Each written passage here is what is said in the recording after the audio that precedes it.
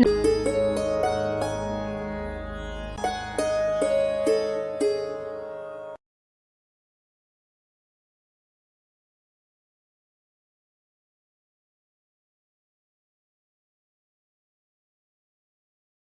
Ram Ram. Let us start with the Mangala Shlokas.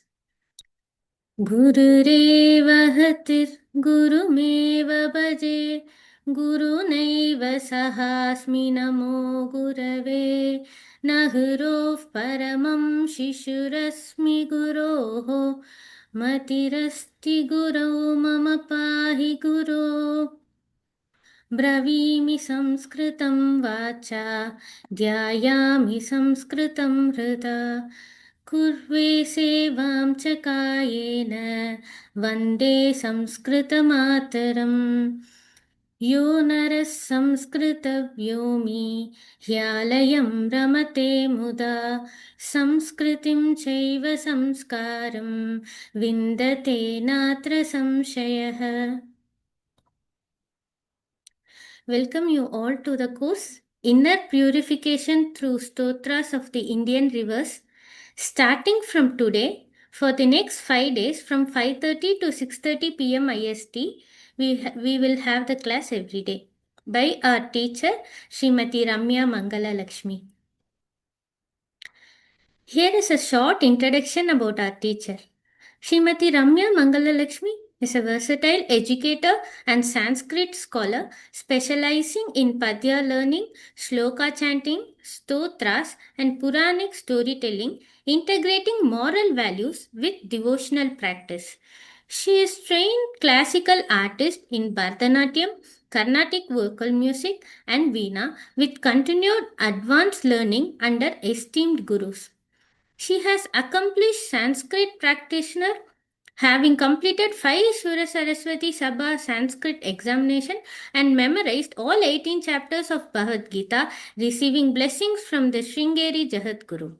She is an award-winning performer and chanter recognized by institutions such as ISKCON Bangalore, EGMO Sanskrit School, and Tirumala Tirupati Devasthanams, including a national gold medal for Bhagavad Gita chanting. She is a dedicated mentor and community educator preparing students for Sanskrit and Bhagavad Gita examinations, contributing to children's chanting programs, and promoting grassroots for Sanskrit learning. She has academically distinguished, holding a gold medal in her bachelor degree from Reva University, master degree in Carnatic music from Jain University, and Bharatanatyam from Annamalai University. She is a professional linguistic currently serving at Vyoma Linguistic Labs while actively fostering Sanskrit, music, and cultural education. Welcome, Ramya Bhagini. And I would also like to welcome our panelists, Mala Bhagini, Suman, Aditi, and Madangi. How to join the class? We have 3 modes of joining the class. One is from the web page, second is from email reminder, third is from mobile app. Let me share my screen how to log in from the browser. Once you have opened sanskritfromhome.org, click on login and enter your credentials. Once you have entered your credential, click on My Learning. It will redirect you to the dashboard. Under today's classes, can able to see your enrolled course. Can click on Join Now button to join the class. And once teacher has started the class only, the join now button will be enabled. Until that, you can refresh the page or you can re-log in and click on join now. Second is from email reminder. You will receive email reminders 24 hours before the class, 1 hour before the class, and also when the session starts. Click on the link in the email and enter your credentials. Click on OK to launch the session. Third is from mobile app, which is very easy to join. You can just open the app and click on join class. Please do download our Sanskrit from Home app so that you can easily take classes from anywhere, anytime. You can track your progress, take exams or assessment, and get in-app notifications. It is available in both Android and iOS version. We'll be sending the links in webinar chat. Frequently asked questions. Will I get access to recordings? Yes, video and audio recordings will be uploaded within 24 hours after the class. How do I access these recordings? Let me share my screen and show you. In your dashboard, under Continue Learning, click on the Enroll course. Under Modules, you can able to see the course contents. Once video and audio is uploaded, it will be reflected in the left-hand side corner of the module. Can I get the full scripts for reverse stotras for chanting? Yes, full stotra is available in 6 different scripts. You can check that on the dashboard on the module. Is there a WhatsApp group for the course? Yes, we do have a WhatsApp group. Please scan this QR here. Also, we'll be sharing the link in webinar chat. This group is purely meant to facilitate discussion and help learners in getting the best out of this course. Please don't send any unrelated post or forwards. Here are the webinar guidelines. You can join from either PC or Android or iOS devices. You'll be on the default mute as it is a Zoom webinar. Please click on raise hand or put your queries in Q&A. Once teacher is ready to take up your questions, you can do that. And if you are given chance to chant, please mute after your turn. For better audio experience, please use headphones. For any questions or doubts, email Sanskrit from home at vyomalabs.in or call our customer seva at 9480865623. One important note, please close all other apps and tabs to avoid video and audio lag. Over to the teacher. Thank you. Ram Sarvebhyah. Swagatam. Welcome to the course Inner Purification through Stotras of the Indian Rivers. So, like all of us know, we have planned to learn 3 stotrams composed by Jagadguru Adi Shankaracharya on our Indian rivers, on our Indian Nadis, Bharatiya Nadis. So it will be Gangashtakam, Yamunashtakam, and the Narmadashtakam, the 3 well-known evergreen rivers in our Bharata. So Adi Shankara, we shall see how Adi Shankaracharya himself has taken this up and has praised these Nadis with such reverence. So this is just an opportunity for all of us that we can learn these stotras in a quick, short span, and we shall have the divine blessings of the Adi Shankaracharya and the Nadis, which are Devis themselves. So we shall be beginning the class today with the Gangashtakam, followed by the Yamunashtakam and the Narmadashtakam. Today now we shall begin with the Gangashtakam. We'll have the, as usual, for those who are attending the chanting courses first time, we'll have the panelists with us. So I will be repeating once and the panelist shall be repeating twice after me. So you can all follow with the panelist. In the end, like we heard, we will have the question answer session or the doubt clearing session and a small revision session from tomorrow, so that the students can chant whatever we have learned the previous day. So tomorrow the students can chant whatever we learned today in the revision session, so that it's a revision for all of us. We can all chant together. And the panelists, they will be chanting the new shlokas as well as the previous day's shlokas. We shall be seeing that from tomorrow and day after, however, as the classes go on. Today, I shall be starting with the Gangashtakam and you can all follow with the panelist. Any doubts in the end, we shall open it up and you can raise your hands and clear your doubts anytime. Dhanyavadaha. We shall begin with the class now. We shall begin with the first shloka from the Gangashtakam. Bhagavati, Bhagavati Bhagavati Bhavalila, भवलीला भवलीला Maulimale, मौलिमाले मौलिमाले Tavambhaha, तवाम्भः तवाम्भः Karnamanu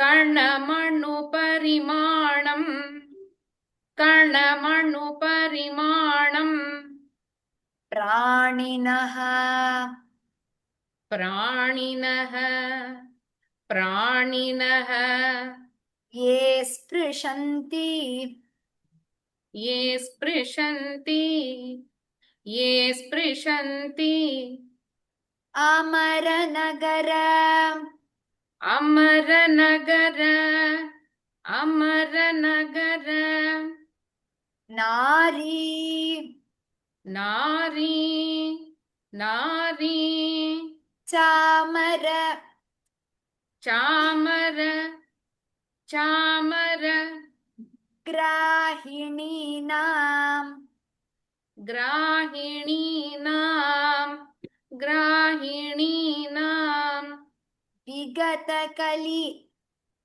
विगतकलि विगतकलि Kalankatankam, कलङ्कातङ्कं no, Kalankatankamankhe, कलङ्कातङ्कमङ्के कलङ्कातङ्कमङ्के Luthanti, लुठन्ति लुठन्ति Bhagavati Bhavalila, भगवति भवलीला भगवति भवलीला Maulimale Tavambhaha, मौलिमाले तवाम्भः मौलिमाले तवाम्भः Ganamanu कर्णमणुपरिमाणम्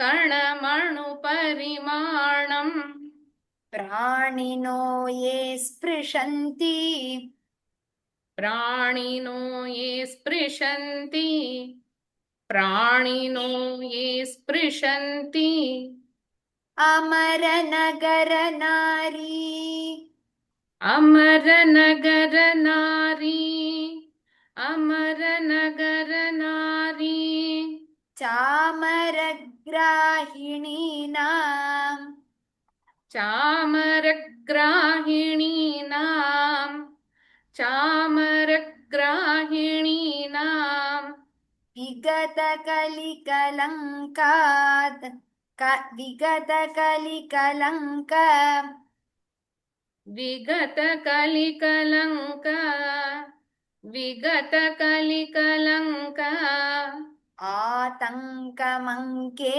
Luthanti, आतङ्कमङ्के लुठन्ति आतङ्कमङ्के लुठन्ति. So like we just saw now, I shall be breaking it down. Twice I shall break it down. First time I shall break it down into very small bits. And the second time maybe half a line, half a pada. Third time when I repeat, it will be a full pada together. So that I should be doing now. So every shloka we should be learning it this way. Bhagavati Bhavalila Maulimale Tavambhaha, भगवति भवलीला मौलिमाले तवाम्भः भगवति भवलीला मौलिमाले तवाम्भः कणमणुपरिमाणं प्राणिनो ये स्पृशन्ति कर्णमणुपरिमाणं प्राणिनो ये स्पृशन्ति कर्णमणुपरिमाणं प्राणिनो ये स्पृशन्ति अमरनगरनारी चामरग्राहिणीनाम् अमरनगरनारी चामरग्राहिणीनाम् अमरनगरनारी चामरग्राहिणीनाम् विगतकलिकलङ्कातङ्कमङ्के लुठन्ति विगतकलिकलङ्कातङ्कमङ्के लुठन्ति विगतकलिकलङ्कातङ्कमङ्के लुठन्ति I shall just chant the first two lines together. भगवति भवलीला मौलिमाले तवाम्भः कणमणु परिमाणं प्राणिनो ये स्पृशन्ति भगवति भवलीला मौलिमाले तवाम्भः कणमणुपरिमाणं प्राणिनो ये स्पृशन्ति भगवति भवलीला मौलिमाले तवाम्भः कणमणुपरिमाणं प्राणिनो ये स्पृशन्ति अमरनगरनारी चामरग्राहिणीनां विगतकलिकलङ्कातङ्कमङ्के लुठन्ति अमरनगरनारी चामरग्राहिणीनां विगतकलिकलङ्कातङ्कमङ्के लुठन्ति अमरनगरनारी चामरग्राहिणीनां विगतकलिकलङ्कातङ्कमङ्के लुठन्ति Okay, the whole shloka once. You can chant. भगवति भवलीला मौलिमाले तवाम्भः कणमणुपरिमाणं प्राणिनो ये स्पृशन्ति अमरनगरनारी चामरग्राहिणीनां विगतकलिकलङ्कातङ्कमङ्के लुठन्ति Okay.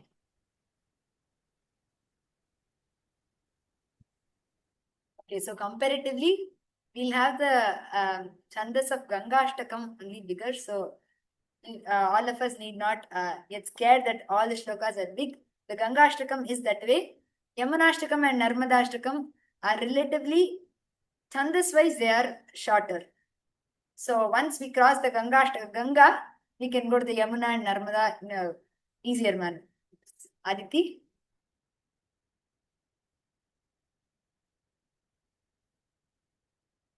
ब्रह्माण्डं खण्डयन्ति ब्रह्माण्डं खण्डयन्ति ब्रह्माण्डं खण्डयन्ति Be careful with the anuswaras.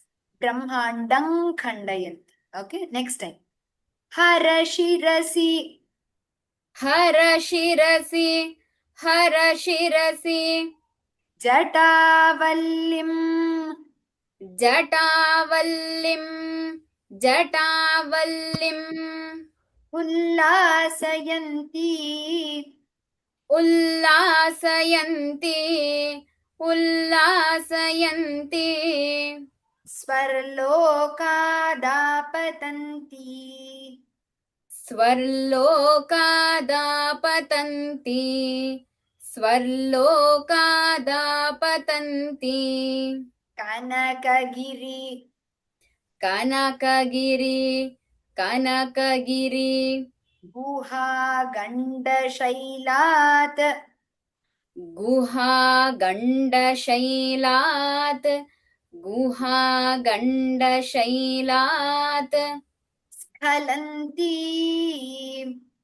स्खलन्ति स्खलन्ति क्षोणीपृष्ठे लुठन्ती क्षोणीपृष्ठे लुठन्ति क्षोणीपृष्ठे लुठन्ति दुरितचयचमूनिर्भरम् दुरितचयचमूनिर्भरम् दुरितचयचमूनिर्भरम् भर्त्सयन्ती भर्त्सयन्ति भर्त्सयन्ति पाथोधिम् पाथोधिम् पाथोधिम् पूरयन्ती पूरयन्ति पूरयन्ति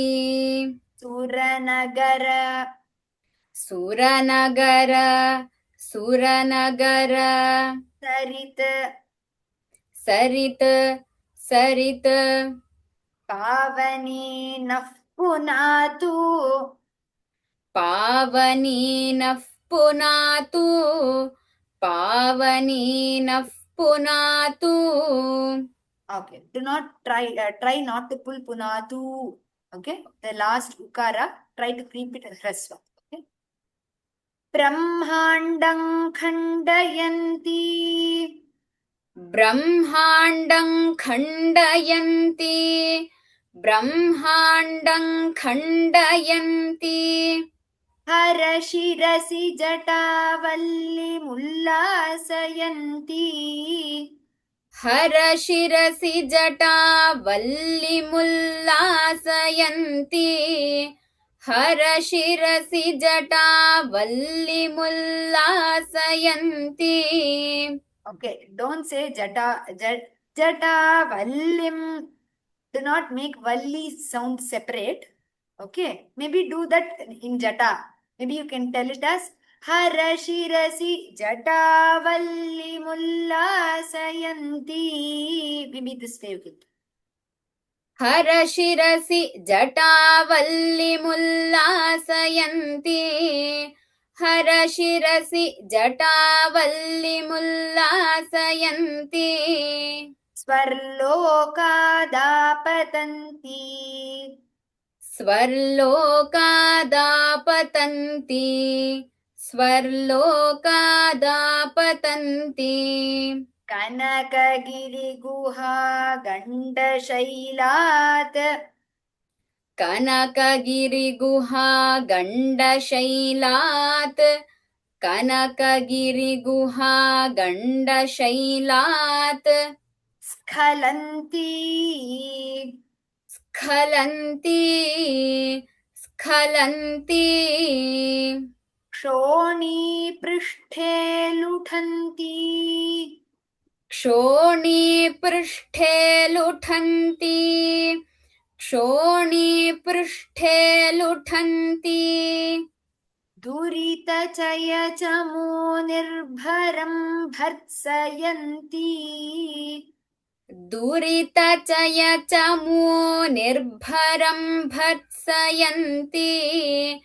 दुरितचयचमूनिर्भरं भर्त्सयन्ति पाथोधिम् पूरयन्ती पाथोधिं पूरयन्ति पाथोधिं पूरयन्ति सुरनगरसरित्पावनी नः पुनातु सुरनगरसरित् पावनी नः पुनातु सुरनगरसरित् पावनी नः पुनातु Now one full pada. Brahmandam khandayanti harashirasi jatavalli mullasayanti ब्रह्माण्डं खण्डयन्ती हरशिरसि जटावल्लिमुल्लासयन्ती ब्रह्माण्डं खण्डयन्ती हरशिरसि जटावल्लिमुल्लासयन्ती वर्लोकादापतन्ती कनकगिरिगुहागण्डशैलात् स्खलन्ती स्वर्लोकादापतन्ती कनकगिरिगुहा गण्डशैलात् स्खलन्ती स्वर्लोकादापतन्ती कनकगिरिगुहा गण्डशैलात् स्खलन्ती क्षोणीपृष्ठे लुठन्ती दुरितचयचमूनिर्भरं भर्त्सयन्ती क्षोणीपृष्ठे लुठन्ती दुरितचयचमो निर्भरं भर्त्सयन्ती क्षोणीपृष्ठे लुठन्ती दुरितचयचमो निर्भरं भर्त्सयन्ती पाथोधिं पूरयन्ती सुरनगरसरित्पावनी नः पुनातु पाथोधिं पूरयन्ती सुरनगरसरित्पावनी नः पुनातु पाथोधिं पूरयन्ती सुरनगरसरित्पावनी नः पुनातु Okay, full shloka twice. ब्रह्माण्डं खण्डयन्ती हरशिरसि जटावल्लिमुल्लासयन्ती स्वर्लोकादापतन्ती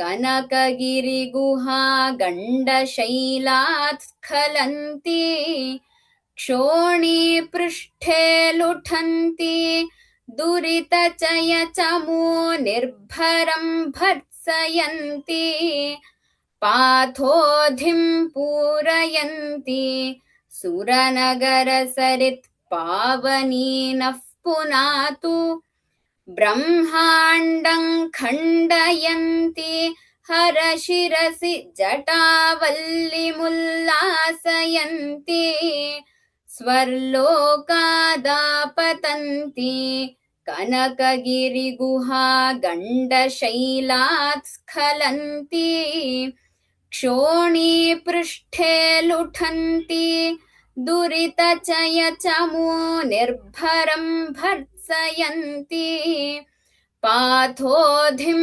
पूरयन्ती सुरनगरसरित्पावनी नः पुनातु मज्जन्मातङ्ग मज्जन्मातङ्ग मज्जन्मातङ्ग कुम्भच्युत कुम्भच्युत कुम्भच्युत मदमदिरा मदमदिरा मदमदिरा मोदमत्तालि मोदमत्तालि मोदमत्तालि जालं जालं जालं स्नानैः स्नानैः स्नानैः सिद्धाङ्गनानाम् सिद्धाङ्गनानां सिद्धाङ्गनानाम् उचयुगविगलत् उच्चयुगविगलत् उच्चयुगविगलत् कुङ्कुमा कुङ्कुमा कुङ्कुमा सङ्गपिङ्गम् सङ्गपिङ्गम् सङ्गपिङ्गम् Actually, we cannot break Kumkuma Sangapingam, so I shall tell it together. Kumkuma Sangapingam. कुङ्कुमासङ्गपिङ्गम् कुङ्कुमासङ्गपिङ्गम् सायं प्रातर्मुनीनाम् सायं प्रातर्मुनीनां सायं प्रातर्मुनीनाम् उषकुसुमचयैः उषकुसुमचयैः उषकुसुमसचय उषकुसुमचयैः once more कुशकुसुमचयैः छन्नतीरस्थनीरम् छन्नतीरस्थनीरम् छन्नतीरस्थनीरम् पायान्नो गाङ्गमम्भः पायान्नो गाङ्गमम्भः पायान्नो गाङ्गमम्भः करिकर करिकर करिकर मकराक्रान्तरम् मकराक्रान्तरम् मकराक्रान्तरम् हस्तरङ्गम् हस्तरङ्गम् हस्तरङ्गम् करिकरमकराक्रान्तरम् हस्तरङ्गम् करिकरमकराक्रान्तरम् हस्तरङ्गम् करिकरमकराक्रान्तरम् हस्तरङ्गम्. We shall try to tell that together itself because it is karikara makara krantaram haha. I said ram and hastarangam, but it is karikara makara krantaram haha and tarangam. So let us tell that together itself. Okay. Now we shall go for half line.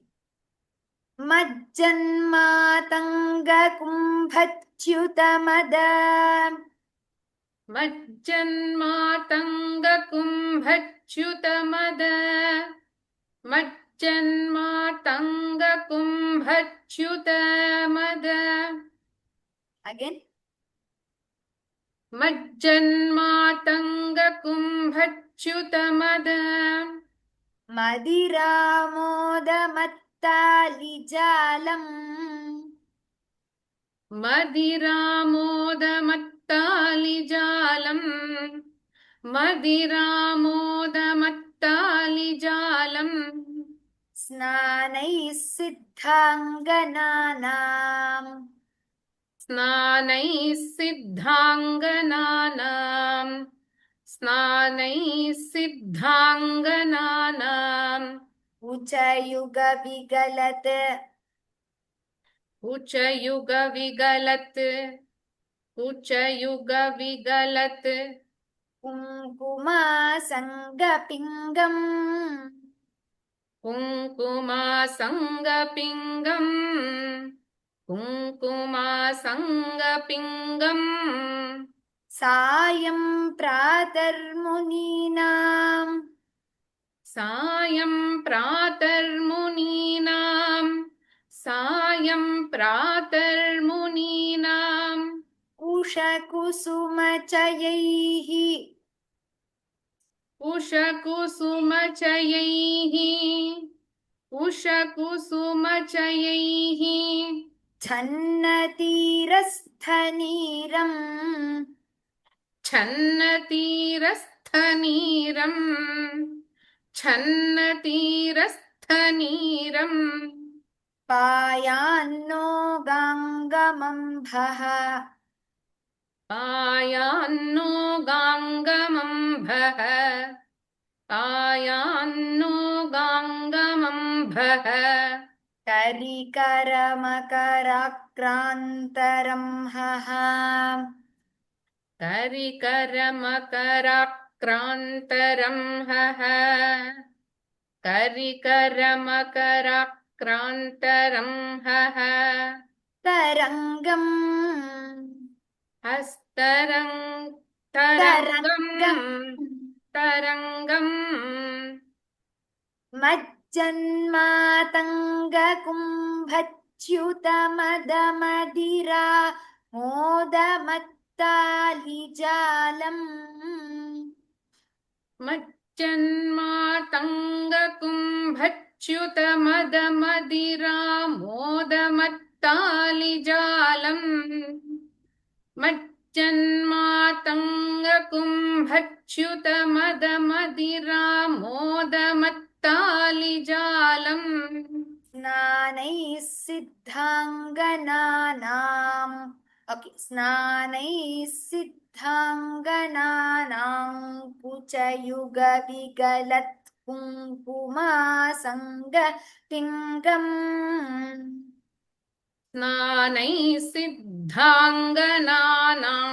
कुचयुगविगलत् कुङ्कुमासङ्गपिङ्गम् स्नानैः सिद्धाङ्गनानां कुचयुगविगलत् कुङ्कुमासङ्गपिङ्गम्.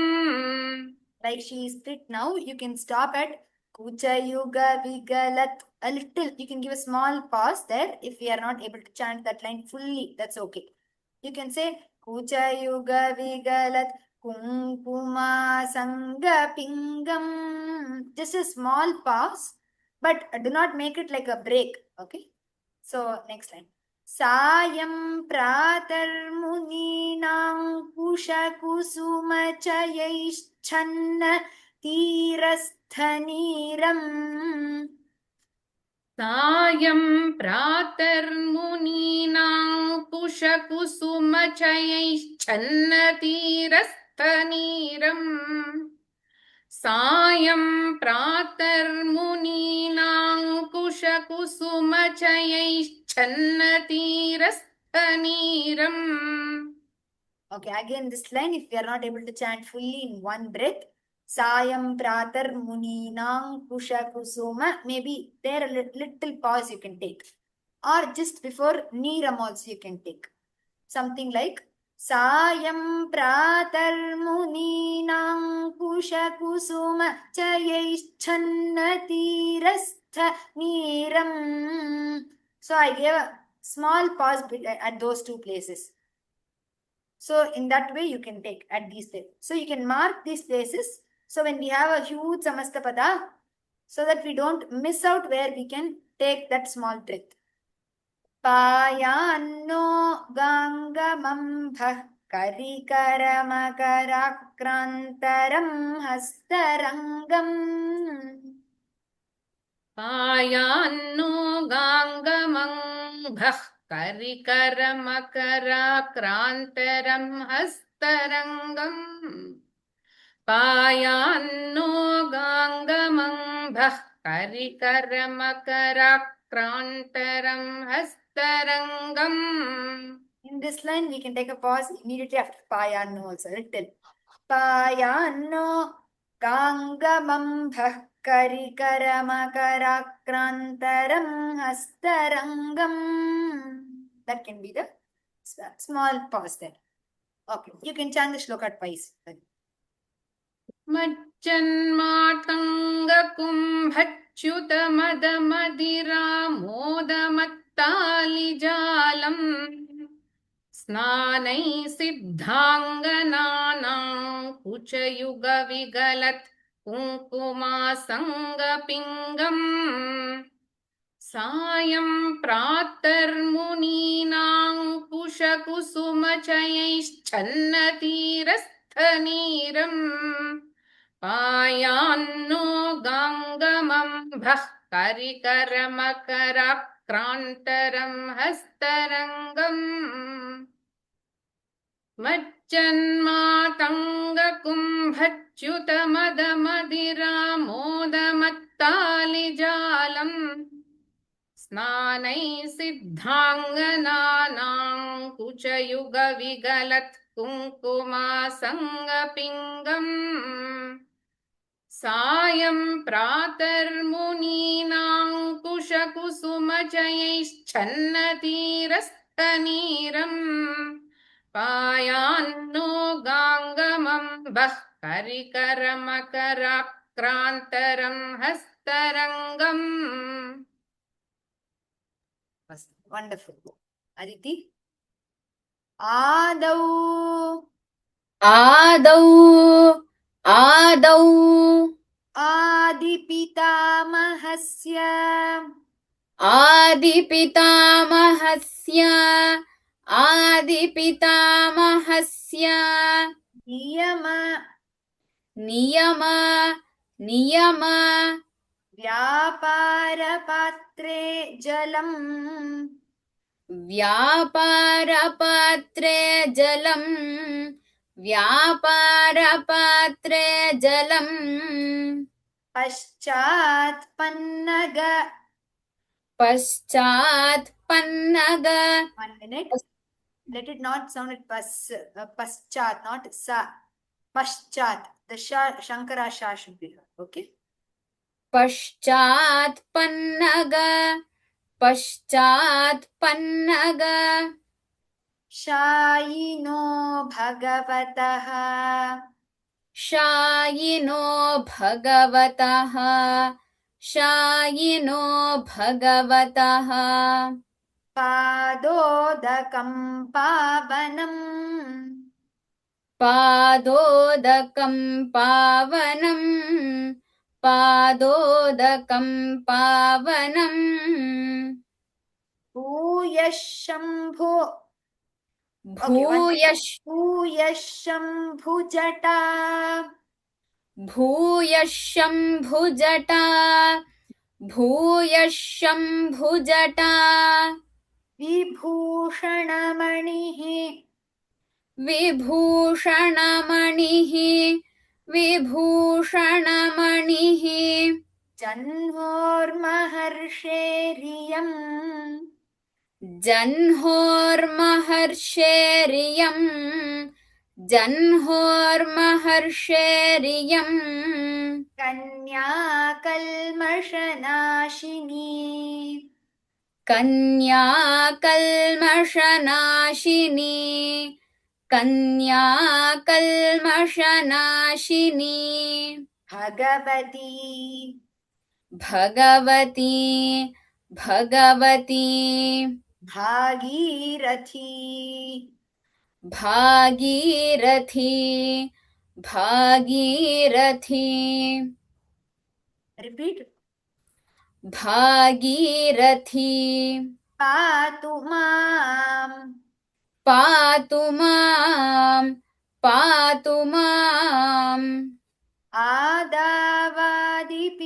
आदावादिपितामहस्य आदावादिपितामहस्य आदावादिपितामहस्य नियमव्यापारपात्रे जलम् नियमव्यापारपात्रे जलम् नियमव्यापारपात्रे जलम् पश्चात्पन्नगशायिनो पश्चात्पन्नगशायिनो पश्चात्पन्नगशायिनो भगवतः पादोदकं पावनम् भगवतः पादोदकं पावनम् भगवतः पादोदकं पावनम्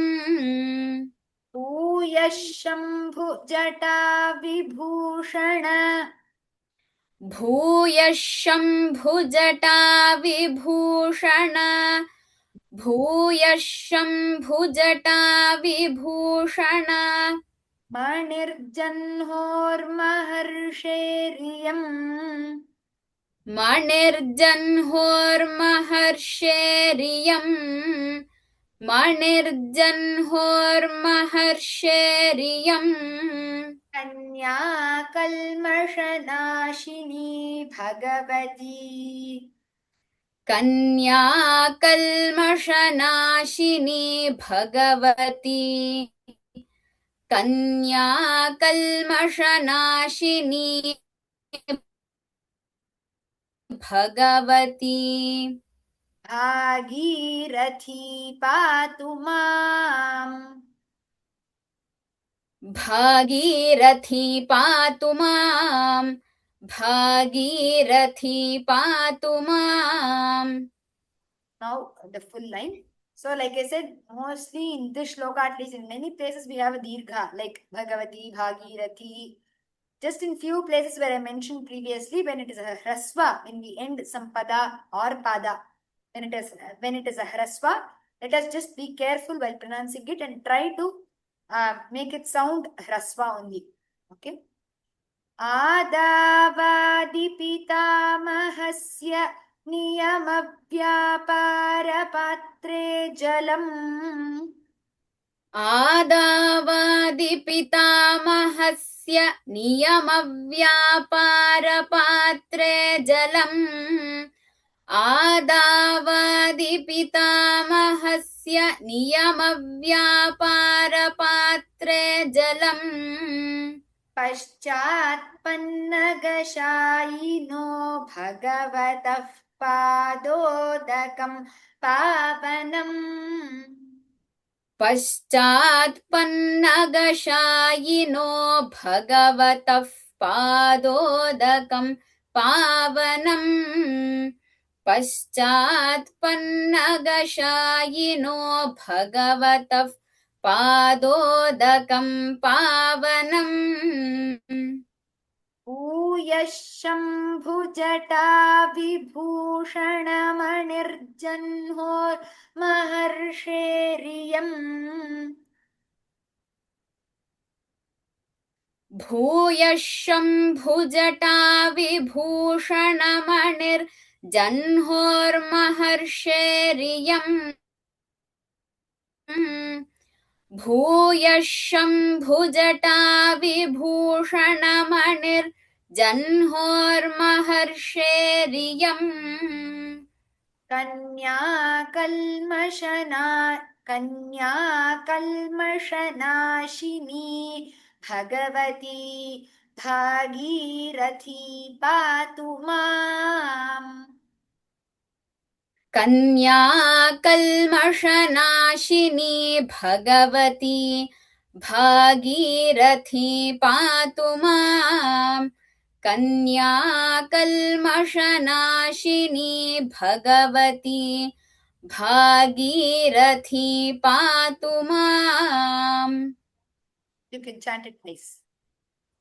आदावादिपितामहस्य नियमव्यापारपात्रे जलम् पश्चात्पन्नगशायिनो भगवतः पादोदकं पावनम् भूयः शम्भुजटा विभूषणमणिर्जह्नोर्महर्षेरियम् कन्या कल्मषनाशिनी भगवती भागीरथी पातु माम् आदावादिपितामहस्य नियमव्यापारपात्रे जलम् पश्चात्पन्नगशायिनो भगवतः पादोदकं पावनम् भूयः शम्भुजटा विभूषणमणिर्जह्नोर्महर्षेरियम् कन्या कल्मषनाशिनी भगवती भागीरथी पातु माम् We shall just learn one more shloka today. Since this is our first class, we will not be spending much time on revision, students' revision. So we shall learn one more 5 shlokas today. From tomorrow, mostly it will be just 4 shlokas per. शैलेन्द्रादवतारिणी शैलेन्द्रादवतारिणी शैलेन्द्रादवतारिणी निज जले निज जले निज जले मज्जज्जनोत्तारिणी मच्चच्चनोत्तारिणी मच्चच्चनोत्तारिणी पारावार पारावार पारावार विहारिणी विहारिणी विहारिणी भवभयश्रेणी भवभयश्रेणी भवभयश्रेणी समुत्सारिणी समुत्सारिणी समुत्सारिणी शेषाहेरनु शेषाहेरनु शेषाहेरनु अनुकारिणी अनुकारिणी अनुकारिणी. It is Sheshahehe Anukarini. So it is Sheshaher Anukarini. That's why I repeated the Anukarini. Harashiro हरशिरो हरशिरो Valli Dalakarini वल्लीदलाकारिणी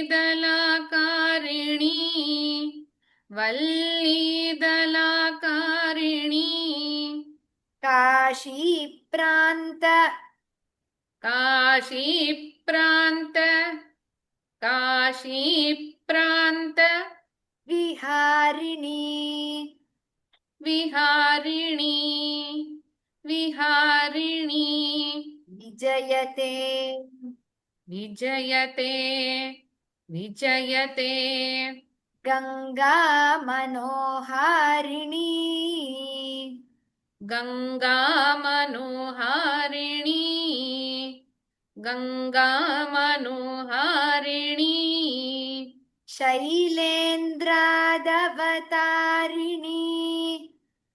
शैलेन्द्रादवतारिणी शैलेन्द्रादवतारिणी निज जले मज्जज्जनोत्तारिणी निज जले मच्चच्चनोत्तारिणी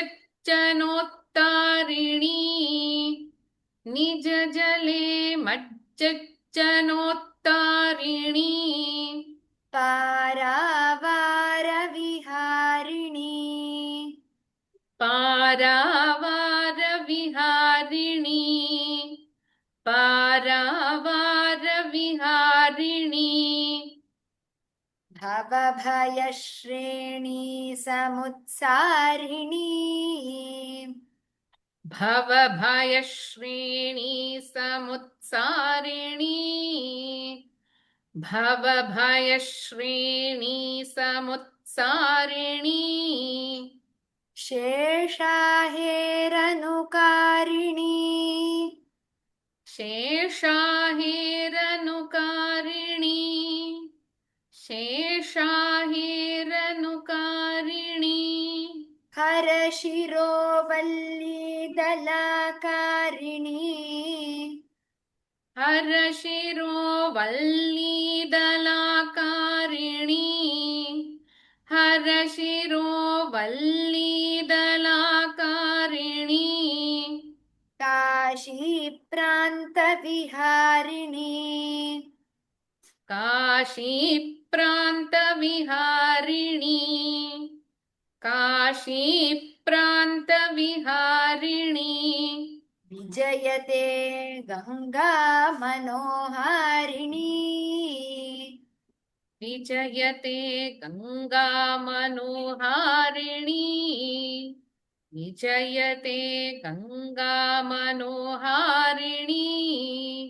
Now the whole line. शैलेन्द्रादवतारिणी निज जले मज्जज्जनोत्तारिणी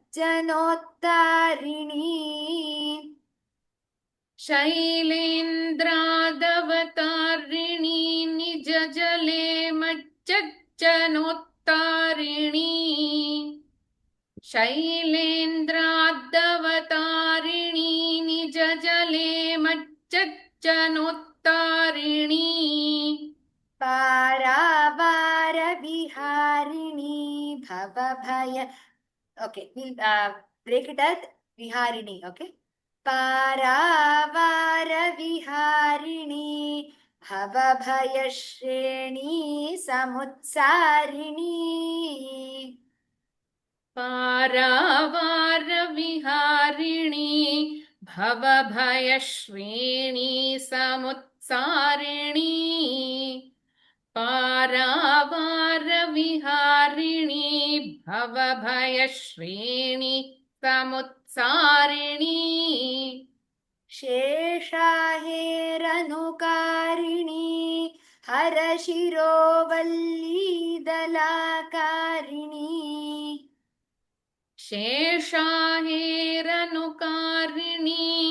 हरशिरोवल्लीदलाकारिणी शेषाहेरनुकारिणी हरशिरोवल्लीदलाकारिणी काशीप्रान्तविहारिणी विजयते गङ्गा मनोहारिणी. काशीप्रान्तविहारिणी विजयते गङ्गा मनोहारिणी काशीप्रान्तविहारिणी विजयते गङ्गा मनोहारिणी. 2 times. शैलेन्द्रादवतारिणी निजजले मच्चच्चनोत्तारिणी पारावारविहारिणी भवभयश्रेणी समुत्सारिणी शेषाहेरनुकारिणी हरशिरोवल्लीदलाकारिणी काशीप्रान्तविहारिणी विजयते गङ्गा मनोहारिणी शैलेन्द्रादवतारिणी निजजले मच्चच्चनोत्तारिणी पारावारविहारिणी भवभयश्रेणी समुत्सारिणी शेषाहेरनुकारिणी हरशिरोवल्लीदलाकारिणी काशीप्रान्तविहारिणी विजयते Ganga मनोहारिणी. So I shall revise today's shlokas once. The 5 shlokas we learned today. All of you can follow it. भगवति भवलीला मौलिमाले तवाम्भः कणमणुपरिमाणम् प्राणिनो ये स्पृशन्ति अमरनगरनारी चामरग्राहिणीनां विगतकलिकलङ्कातङ्कमङ्के लुठन्ति ब्रह्माण्डं खण्डयन्ति हरशिरसि जटावल्लिमुल्लासयन्ति स्वर्लोकादापतन्ति कनकगिरिगुहागण्डशैलात् स्खलन्ति क्षोणीपृष्ठे लुठन्ति दुरितचयचमूनिर्भरं भर्त्सयन्ति पाथोधिं पूरयन्ति सुरनगरसरित्पावने नः पुनातु मज्जन्मातङ्गकुम्भच्युतमदमदिरामोदमत्तालिजालम् स्नानैः सिद्धाङ्गनानां कुचयुगविगलत् कुङ्कुमासङ्गपिङ्गम् सायं प्रातर्मुनीनां कुसुमचयैश्छन्नतीरस्थनीरं पायान्नो गाङ्गमम्भः करिकरमकराक्रान्तरं हस्तरङ्गम् आदावादिपितामहस्य नियमव्यापारपात्रे जलम् पश्चात्पन्नगशायिनो भगवतः पादोदकं पावनम् भूयः शम्भुजटाभिभूषण मणिर्जह्नोर्महर्षेरियम् कन्याकल्मषनाशिनी भगवती भागीरथी पातु माम् शैलेन्द्रादवतारिणी निजजले मज्जज्जनोत्तारिणी पारावारविहारिणी भवभयश्रेणी समुत्सारिणी शेषाहेरनुकारिणी हरशिरोवल्लीदलाकारिणी काशीप्रान्तविहारिणी विजयते Ganga मनोहारिणी. Come to the end of today's class. We've been able to learn the 5 shlokas. Like I said, today we had 5 shlokas, 1 shloka extra because it was the first class and we had little extra time and we didn't have to spend much time in revision. From tomorrow, in the end of the class, the participants will have a chance to revise whatever we learned today. Okay. And after the revision of tomorrow's class by the panelists or by me, all the participants can revise today's shlokas, the 5 shlokas which we learned today. So that will go on every day. That's the cycle. So initially we'll be starting with the revision of these 5 shlokas, then learn the new shlokas, revise them by the panelists or me, revise the new shlokas and revise the previous day shlokas by the participants. So we'll have enough revision and chanting. Today we shall, tomorrow I shall also give enough time for doubts.